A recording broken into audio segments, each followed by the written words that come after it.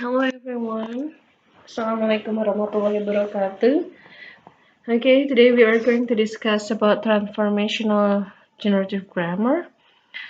Um, Before we discuss about transformational generative grammar, we are going to discuss about the concept of syntax in relation to grammar.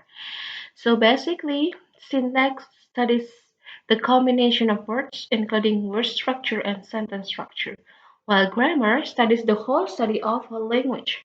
It means that grammar has bigger or has been the embryo for for syntax.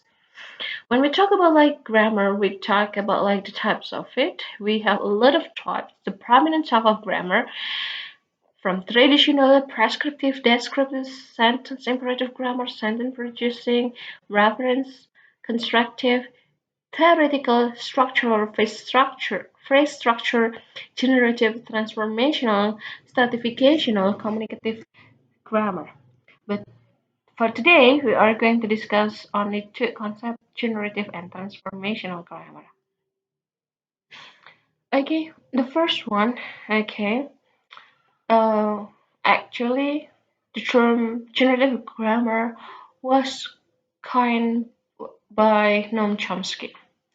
So it is defined as a device, tool for generating sentences in a language. It generates only the well-formed or grammatically correct sentences of a language. Generating, it can be simply understand that you may create new sentence from the same rules or principles. Okay, so it means that once you understand the concept of grammar, you may, for example, create the rules, principles that probably are similar with the native speakers has in their mind, for example, what the native speaker have in their mind. So as Noam Chomsky believed, that grammar has recursive rules, which probably allows someone like us to generate grammatically correct sentences for, over and over again.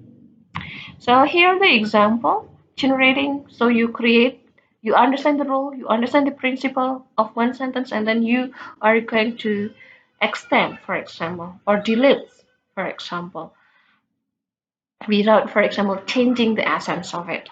So as you can see from the first sentence here, the man bought the novel.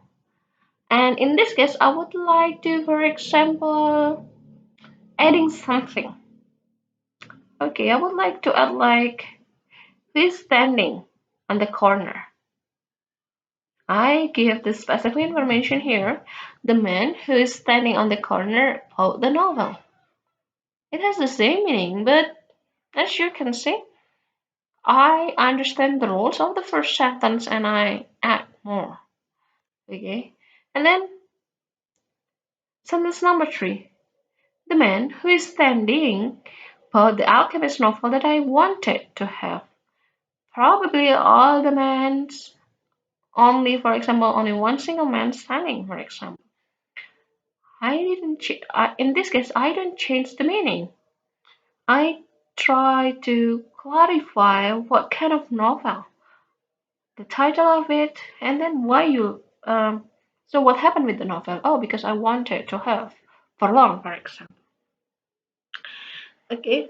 In order to analyze sentence number one, two, three, okay, one, two, three, you are using the immediate constituent analysis.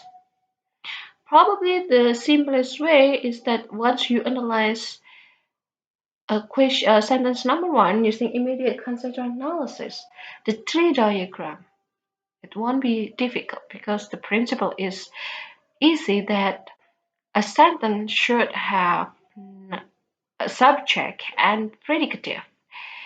The subject, the man, the predicative, both the novel. The subject, the man was standing on the corner. The predicative or predicate, both the novel. And then for the third sentence, the subject is the man who is standing. And then the predicate bought the alchemist novel that I wanted to have. Because it has a pretty clear meaning, probably it's not going to be difficult. It's not going to be that challenging. But what if, for example, we have the sentence like Annie palm a man with an umbrella? Hmm, what does it mean? Who has the umbrella? It means that the man with the umbrella and then Annie palm into the man? Or Annie palm into the man with an umbrella? You know what I mean? Later, we are going to discuss this in the next meeting. Okay, in order to analyze the previous sentences, one, two, three, four sentences, we are using the surface and deep structure. The surface structure, it deals with how the text is produced, pronounced, or written. So basically, what it has been spoken is similar with it is written, but it's not going to be that easy. So we have to be able sometimes, for example, a sentence has the ambiguous meaning like an Annie pump into a man with an umbrella. It has the semantic meaning of it, right? It's not going to be difficult. It's not going to be easy, sorry, to analyze sentence and Annie pump into a man with an umbrella. You have to be able to analyze using the deep structure analysis, using the immediate constituent. You have to be able to read. So, in order to understand the deep structure, you have to understand the concept of transformational process. Okay, it is a link between the deep structure and surface structure. Okay, so the surface structure deals with the actual process, while for the deep structure, it deals with the abstract structure. The transformational rules, okay, in order to know to do the transformational process, you have to understand the rules. For example, junction means that a process by which one constituent is attached to another form to form a larger constituent. You add something. So, for example, the word not, should not.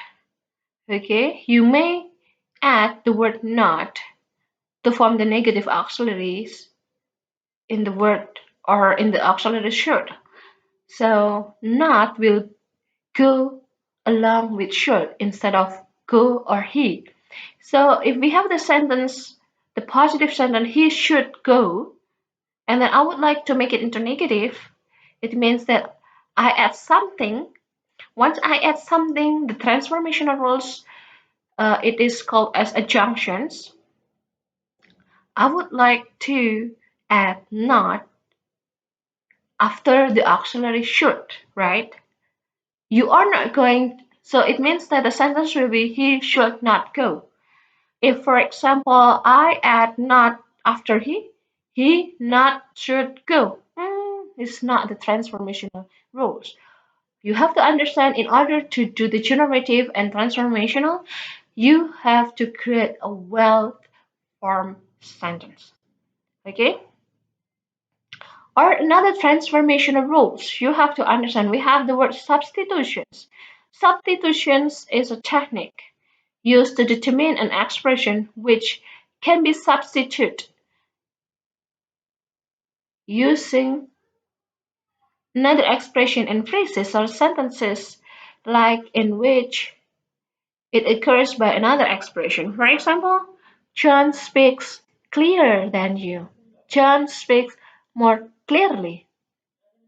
The first sentence is correct, the second sentence can be correct. So you have to understand the rules.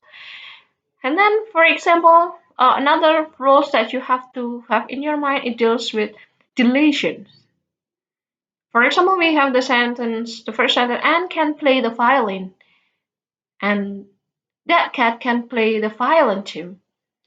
I'm going to say that we have too many words, or in other words, we call it as words. In order to make it good structure, in terms of we have to understand the rule and principle. We are going to make the sentence into "and can play the violin," and "that cat can too." See, I delete several part. I delete the part "play the violin." Since I play the violin and so forth, oops, it has to be sorry, like this. It means that I delete the noun phrase. And then the second one for phrase deletion. The paper refused to report the trial because they were afraid to report the trial. The paper refused to report the trial because they were afraid to. As you can see, we have the paper refused to report the trial. So basically before the word because similar. We still have because they were afraid to. So we are deleting report the trial because it's going to be redundancy from the first clause. Report the trial. You are not going to mention the word report the trial twice. Or even, for example, you are going to delete some part, for example, like linking for deletion. A lot of native speaker, when they speak, for example, they try to delete the linking for example, instead of saying the woman are wearing makeup, they only just, for example, like wearing makeup. Three women wearing makeup, okay, or wearing makeup. And then another another form of deletion is that imperative deletions. So instead of like saying you have to jump or you jump, just say like jump, and then you try to analyze. Okay? I hope you understand the concept of transformational grammar and generative grammar.